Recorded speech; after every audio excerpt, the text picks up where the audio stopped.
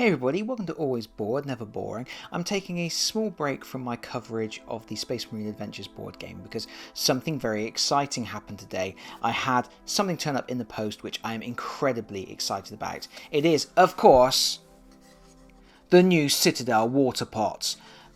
One of the most fantastic... Yeah, that's not it. That's not it. The exciting thing is this Blackstone Fortress, Warhammer Quest Blackstone Fortress, Warhammer Quest in space. This is exciting. This is a big deal for me. I've probably spoken on my channel before and certainly on my blog about the fact that I've got quite an emotional connection with Games Workshop. I've been a Games Workshop fan since I was a wee lad, and their games got me through some hard times when I was younger, and yeah, some of my fondest childhood memories of playing some of their box games like Hero Quest, Advanced Hero Quest, Warhammer Quest, and so on. Warhammer Quest in particular was a big one for me, and even back then what I really wanted was Warhammer Quest in the Warhammer 40,000 setting. This is that. This is, I guess, the fruition of a dream I had when I was a child, and receiving this in the post today, I did feel a little bit like a child again. Very excited about it. Probably the most excited I've been about a Games Workshop release since Silver Tower, which was obviously the reinvention and reintroduction of the Warhammer Quest product line. Now sadly going out of print, which is a shame because it is a boss game, and I think it's an amazing product. This Blackstone Fortress is like an evolution of the Silver Tower concept, introducing a lot of new ideas, but still with some of those core elements. I've not played it yet. I didn't get a chance to go into a Warhammer store and check it out, but very much looking forward to getting some miniatures assembled and getting this to the table shortly. But man, I've got a backlog of things that I need to get assembled, painted, and on the table. So this is probably going to be my last big purchase, certainly this side of Christmas, probably for a little while. I've just at the same day this arrived, I received my next batch of Warhammer Conquest magazines, so I've got to do video coverage of those. Like I say, I'm working on Space Marine Adventures coverage as well at the moment, which is a game I'm very excited about. I'm just excited about everything at the moment. What am I doing? Let's open the box. Blackstone Fortress. A game that they've promised that they will be supporting with expansions and things, and it's got this new little badge, Warhammer 40,000 Universe, which is cool. I don't remember seeing that on any of the previous 40,000 games. Ooh, miniatures. Immediately we will see that they are color coded. Red is for the good guys, interestingly enough, and the more traditional Games Workshop grey, drab grey, for the bad guys. Let's see, what have we got? I don't know if that's going to show, but we've got some serious dingage on the cardboard here. This is a cardboard insert specifically intended to prevent the plastic bits from dinging all the cardboard goodness underneath, and it is a good job that card is there, because there is some serious dingage that's virtually gone through. So if there had been anything too much underneath, it might still have got a little bit damaged. Certainly would have gouged through boards and things with the amount of... There's a lot of it. It's like the sprue was trying to get out. It was like clawing its way out. But yes, they should do this on every product. They didn't do this on the latest Warhammer Underworlds product. which was unusual because I did actually have a gouged board. But Games Workshop being awesome, being Games Workshop, I contacted them and they did replace that board. So I know they would always replace damaged stuff like that, but it's good to see them actually preventing the damage in the first place. Let's have a look at some miniatures. So what have we got? We have got 2 sprues of goodies, and we have 3 sprues of baddies. Now, immediately noticing that this doesn't feel like as much plastic as you would normally get in a Games Workshop product. That may be because the 2 of the most recent Games Workshop products that I've unboxed was Speed Freaks and Kill Team. Both of those products came with terrain, and obviously terrain takes up, I mean particularly Kill Team. Kill Team came with tons of terrain. It was just an amazing bargain for the amount of terrain you got. But the other thing is, of course, there's no vehicles in Blackstone Fortress, and the other thing is there's the miniatures are monopose push fit miniatures that don't have customization options, so you can get more on a sprue basically. If you've seen things like Betrayal at Calth, that box is just full of plastic, but at the end of it you're left with whole frames of unused weapons and heads and things like that, whereas this, you're not going to have a lot of options left over. I think there is some customization. I don't think it's completely devoid of customization. I think you can do certain bits of customization, perhaps with the beast men and things like that. I haven't looked in enough detail to know that. I'm going to put all of the stuff aside except for 1 sprue, and we'll have a quick look at the sprues. But looking at sprues before you've assembled the miniatures is never particularly interesting. But yeah, so it feels like I got completely sidetracked then, didn't I? Yeah, it feels like you're getting less plastic than you normally would, but I still think I believe there's 44 miniatures in the set. They just happen to be sort of more humanoid-sized miniatures. There's no vehicles and there's no terrain. But yeah, still 44 miniatures, which is a good mix, and you get quite a decent selection of heroes. Some of these are push fit. They're kind of easy build. I mean, they're not Space Marine heroes push them out the sprue without a knife type easy build, but they should clip out and just push together, which is good. And obviously being coloured plastic means they're more easily identifiable on the table, which is good for newcomers. But just looking at this sprue, it does feel like this is possibly a little bit less welcoming for anyone new to the hobby than some of their other sprues have been. For example, I mean, I'm just looking at that could well be one of the thinnest bits on a Games Workshop sprue ever. And yeah, there's quite a few little twiddly bits that you're going to have to be very careful when you're clipping out. A very thin rapier sword there. And there seems to be quite a few components for each miniature. I mean, obviously, I won't know how easy they go together until I start putting them together. But certainly that looks a little bit more intimidating than some of their other easy build miniatures have been. Definitely a lot more fine details, bits of pipe work and stuff like that. Certainly seems less welcoming than something like the old Space Hulk Terminators, for example. But lovely looking miniatures. This is one that I'm particularly excited about. The robot. That's my character of choice. Robbie the robot. He's got like a minigun. He's got a minigun, and he's a little bit dubious as to where his allegiances may truly lie. There's like an Eldar character, some ratlings, all sorts of good stuff. Again, very small components. I mean, they are they're push fit. They're all keyed. They've got male and female connectors, so hopefully they will all click together nicely. But there's definitely a lot of very fine detail work Absolutely beautiful stuff. It's amazing what they can do. It never ceases, it never ceases to amaze me. The level of detail. Let's look at that gun. I don't know whether all those details are going to come out on camera, but that is just absolutely beautiful work.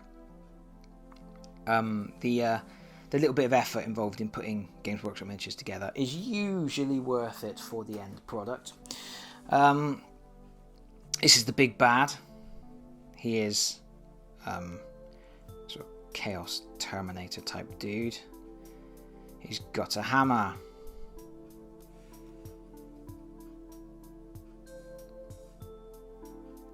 Very, very cool.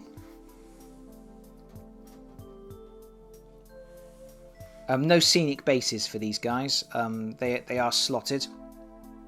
They do have slots to go into slotter bases, but they will not be scenic. This is pretty standard with the big box games and the starter sets that they don't have scenic bases, because if you buy some of the easy builds miniatures in the small blisters, you get like 3 miniatures in a pack or whatever, they usually have a scenic base, but that's because they can put the scenic base on the frame. With 44 miniatures in the box, having to have all the scenic bases on frames, you're looking at another 2 frames of bases, and that's going to push up the weight, it's going to push up the cost, it's going to push up the amount of tooling. So it makes sense to have just regular slotter bases for these guys, and you can also then decorate them however you want. What have we got here? We've got the Renegade Guards, which are very cool, very, very exciting miniatures. These weird demon ghoul things. There's the Beastmen. We've got some really exciting, interesting stuff. The Chaos Guard alone is something new and interesting. There's so many fine bits of pipe work and stuff on these miniatures. And this is some of their finest work for a very long time, I would say. I'm trying to think of other examples that have detailing this fine. It's absolutely insane. It's a good and a bad thing. I mean, it's a good thing because it's just beautiful detailing, and the miniatures do look amazing. But Games Workshop miniatures are more robust than a lot of people claim them to be. A lot of people sort of claim that they're gonna crumble like cracker bread when you breathe on them. That's not the case, and I've bounced Games Workshop miniatures off of tiled floors in my kitchen and done all sorts of things like that. And my daughter has done likewise, and we've never had one break. But there's certainly going to be an increased chance of breakage with these guys, and you're going to need to be careful when you're clipping them out of the frames, because you don't want to be putting sort of like undue pressure on a thin point like that, where some of the bits are connected. For example, up here there's a connector on an incredibly thin spike on that guard. If you clip here, here, here, and here, the whole weight of the miniature is then on that one connector point, and then it's a gamble. What's going to go first, the connector or the stem of the spear? So you're going to need to be a bit careful with how you're removing them from the sprue. I would suggest clipping the connectors on the feet last, because that's obviously going to be the most sturdy point that can take any sort of pressure of any movement. Top tip for the day: the more you know. Look at that. That's in insane detail, and very. But they've gone the extra mile in making that as fine as possible by removing a bit of the insignia there and there. So there's literally just that one bit of the curve connecting the top and the bottom halves, and then there's a connector point up there. So yeah, if you took this off and this off and this off, you're putting a lot of strain on that spike. Lots of spikes. We've got these cool robots, these sort of drone things, which are really creepy and really cool. They've got very much got a War of the Worlds type look to them, which I like.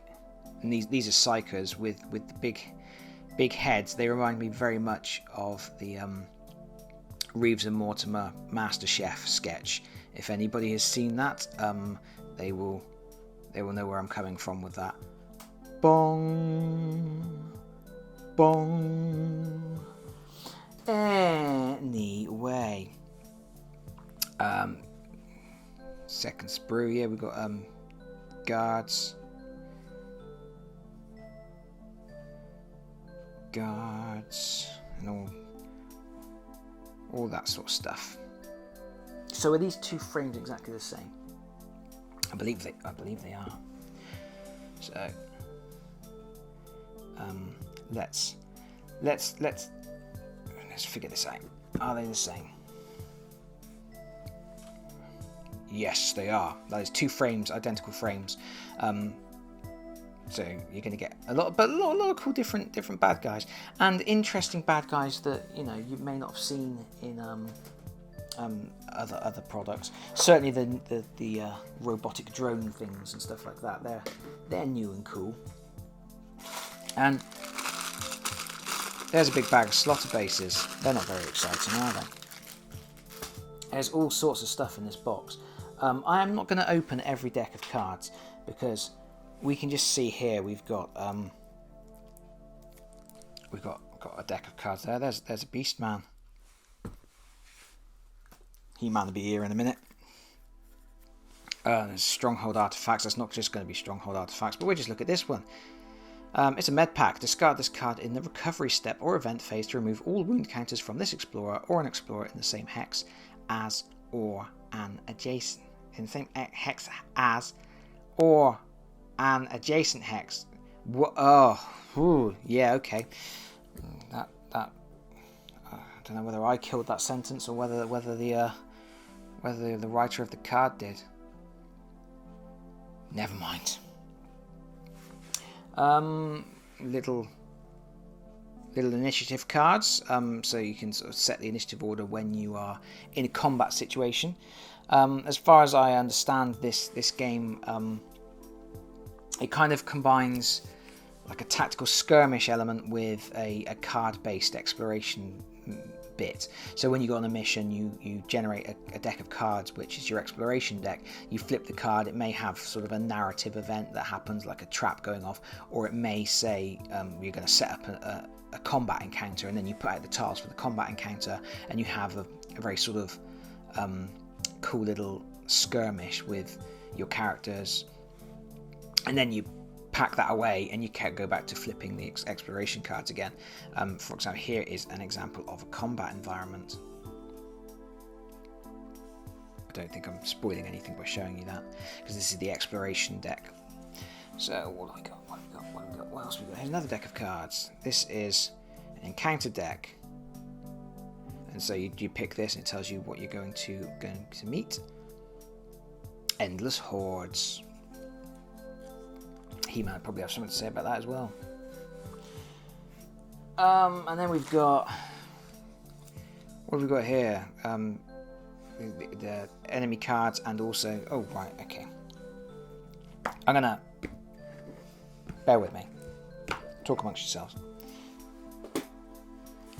This is the large format cards. On this side we've got, you can see this is the behavior table for the Chaos Lord, Obsidious Mallex.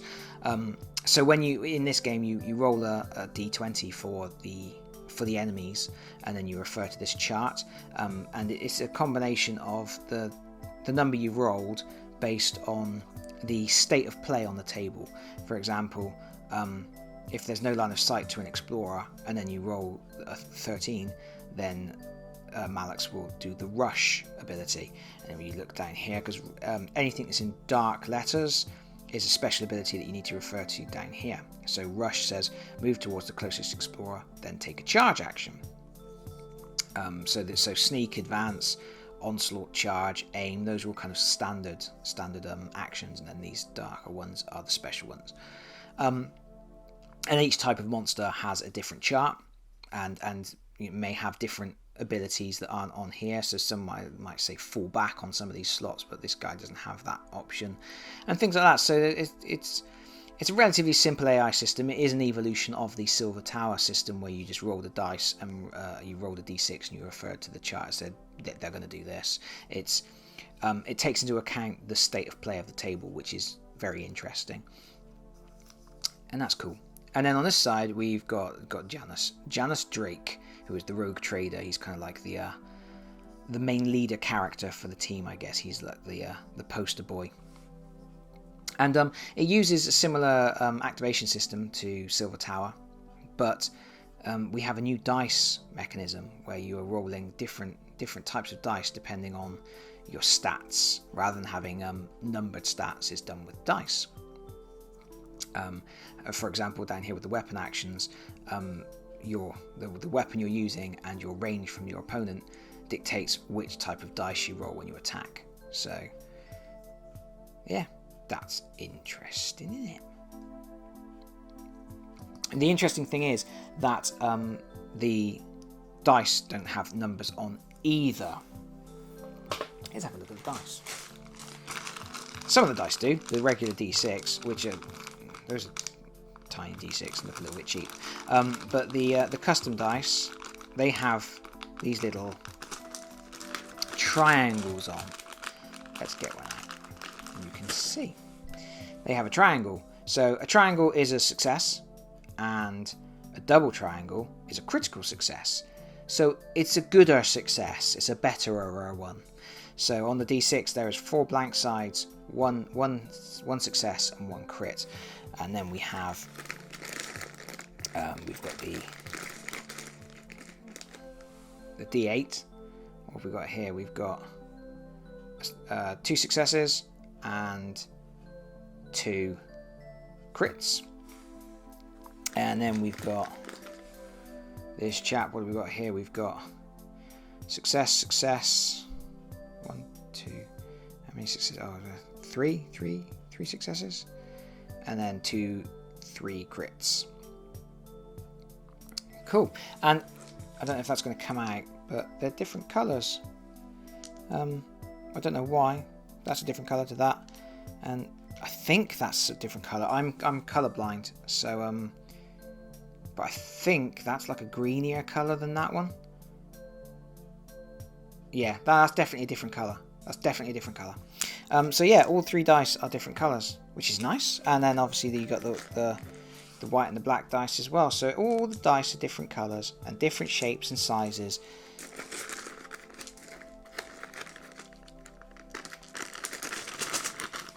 Lovely. God, there's still a lot of stuff in this box. There is sample chapter for Blackstone Fortress.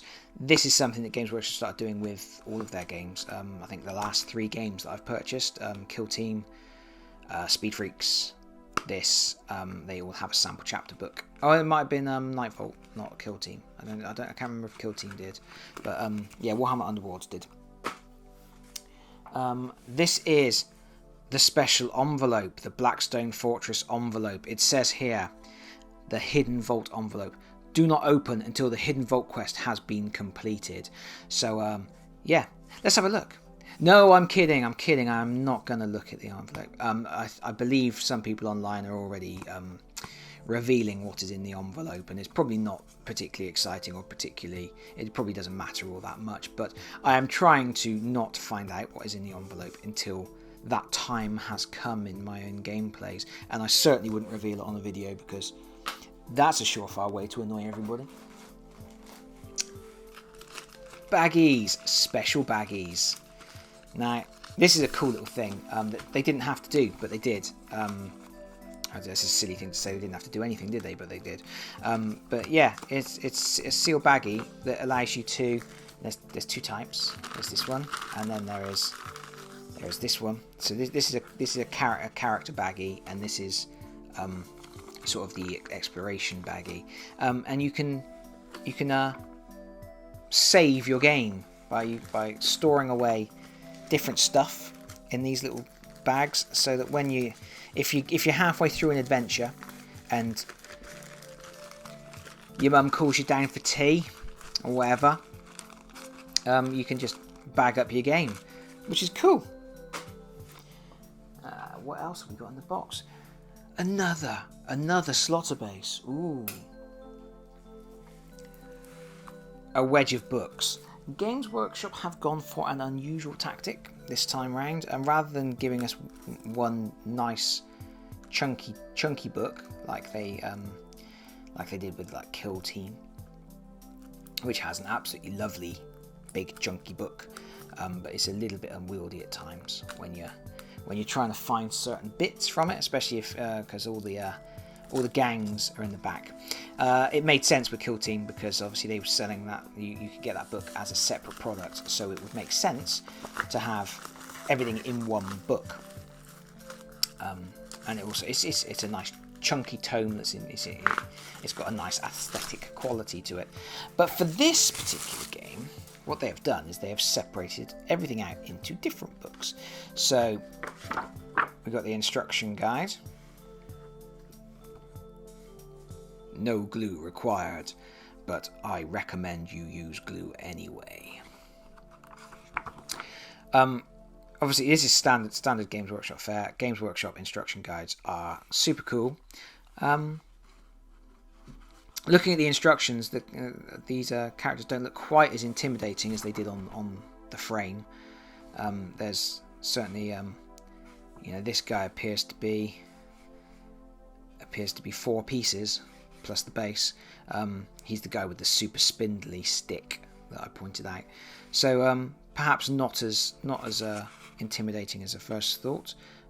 Again, this guy, this is Drake. He's like 4 bits. Again, you can't really tell when you look at something on the sprue until you clip it out and start putting together how easy it's all going to go. But armed with Games Workshop instructions, which are just fabulous. They really are absolutely brilliant. Imperial Robot, is he? It's a cool model and my favourite character. But yeah, Games Workshop instructions are cool. You can't go far wrong, as long as you follow the numbering. What have we got here? We've got the rules. Read this first. I'm not going to go through all of these books. This is kind of like a... What have we got? Setup. That's a nice clear format. Quite a lot of text. I always find Games Workshop have nice simple rules, but they tend to have quite a chatty way of presenting rules. That sometimes it's not as succinct as it could be in terms of the amount of words used, and sometimes you look at a block of text and there might be a little bit of rule up here and a little bit of rule down here, and sometimes it would would it kill you to use some bullet points? So, but yeah, that seems nice and straightforward. So that's the rules. And then there is, because of the way the game works, like I said, you've got this exploration system where you're flipping cards and following those, and then every now and again you get combat, and you set up a combat, and it almost becomes like a different game. You get a different rule book, so when you're in those combat situations, you don't have to be referring back to this, but you've got your own separate rule book, which will tell you how to deal with those particular situations, which is very cool. Data sheets for use in games of Warhammer 40,000. This is a cool thing. Again, they didn't have to do this, but it's nice that they did, because it's really cool to be able to take these characters and throw them in a battlefield situation. I mean, I run Ultramarines and Nurgle Death Guard, so I'm sure that those Chaos Guard and things like that will get some use. Precipice. Read this when you return to Precipice. Precipice is your ship, and this is kind of like the between adventures bit. And then we've got background, the story of the Blackstone Fortress, a whole booklet, a whole separate booklet just for fluff. How cool is that? That's some wicked bedtime reading right there. Nice artwork, and that's going to be really interesting. Stuff about the characters. That's great. And again, it's a level of it's one of the things I love about Games Workshop is their world building, or their galaxy building, or universe building, whatever you want to call it. They put so much effort into it, and when you get one of their box games, you don't just get a game. You get a story, you get a world in a box, and you get some lovely miniatures to paint, you get a game, and also, more often than not, you get an expansion to your other games. When you buy this, You're going to be able to use, they've already said they're going to be doing other rules so that you can run them in Kill Team, you can run them in Warhammer 40,000. It's just Games Workshop, because they create everything in these same worlds. Everything is interusable, and you never feel like you're buying a product that's one product for one thing. It's one product that you can plug into lots of different things, and this is going to be great because they're bound to start releasing rules and things for other types of enemies. And I've got so many different Games Workshop miniatures. There's already been floating around on the internet images of some Death Guard enemies and Poxwalkers and things like that. So if those guys are going to come along, that just immediately opens up the game in a massive way, just like the deck of adversary cards did for Warhammer Quest Shadows over Hammerhall, where they released a deck of cards with rules for loads and loads of different Chaos adversaries, which the game just exploded with options. And they can easily do that here, and they are going to be doing that here. According to what they've been saying, this game will be expanded, it will be supported. It's got its own little section on their website, which is very, very cool and exciting. I don't know if you've picked up on this, but this is just a big deal for me. This game, the arrival of this game is just a big deal for me. There is a humongous wedge of cardboard.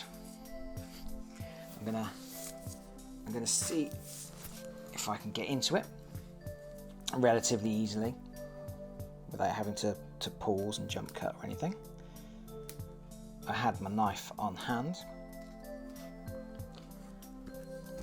and let's see.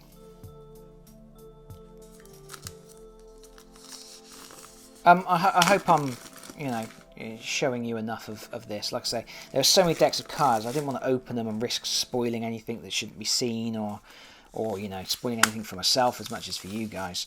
But if there's anything that you want to know a bit more about, if there's any of those decks of cards that you wish that I'd opened, do feel free to drop me a question in the comments. I do my best to answer everybody who asks a question, and I will quite happily have a look and see if I can answer your questions if there's specific things you would like to know.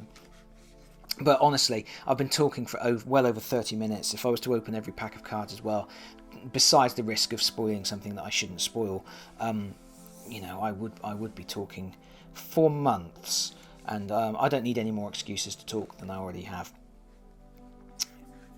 These boards are cool. They pop out nicely. I'm not gonna. Ooh. So we've got some individual tiles, weird alien tech. What does it all mean? This is really interesting with Blackstone Fortress. It's kind of like Silver Tower transposed to the Warhammer 40k setting, because the Black Fortress is a bit like the Silver Tower. It's this place that promises unimaginable power because of the alien knowledge that's locked away inside, but it has its own ecosystem, it has its own defensive guards, it's got these robots and things, but also it's attracted all these different types of explorers. So your choice of explorers it's a weird bunch of characters that wouldn't necessarily rally together under normal circumstances, but they're thrown together because they're in this fortress. And then at the same time you've got other enemies that are coming in for the same reason you are, and they're getting lost in this maze, and the maze is constantly shifting and rearranging and reconfiguring itself. So it is literally like Space Silver Tower. There's so many details on these boards, perhaps too many. That white line is going to be a line of sight blocking, but I'm not sure it's quite clear enough. I guess it depends on your lighting and how far away you're standing and stuff. I think I would have liked to have seen that just a little bit clearer. It's clearer on that one, I think.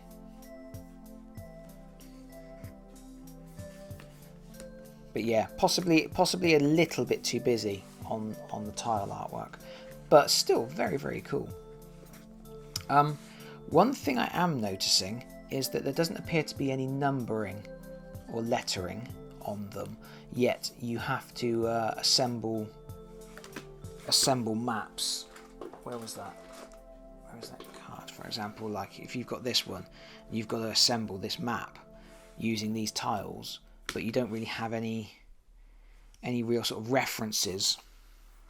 There's no numbering or lettering that I can see that would make that particularly easy and quick to do, which is potentially a little bit of an oversight. Oh god, it's all falling out now. Well, that is just a testament to good die cutting, isn't it? I didn't intend to do that. But anyway, let's put that to one side. We'll have a quick look at the other boards. I keep saying we'll have a quick look at something, but you know, none of these looks are quick, are they? Right, so but this one, this is a completely different tonal palette. It's much warmer. It's nice. It's got some interesting weird stuff going on there. What does it all mean? I like the fact there is sort of a little bit of a mystery going on. As you're coming into the Blackstone Fortress, you don't really know what you're going to find. You don't really know who's there, or anything. And as you explore, more things are revealed to you and more unusual tech. You learn new things. So there's some nasty gribbly stuff going on. There's a drill. Yeah, I'm not entirely convinced about these white lines and their ability to show up clearly on the table. But that's I think that's probably my only complaint about these tiles, and the possibility they may be difficult to quickly arrange into a map. Then we've got some tokens. We've got like an initiative order thing. That's like an Auspex.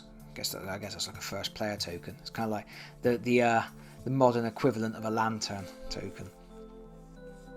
And then this is the ship.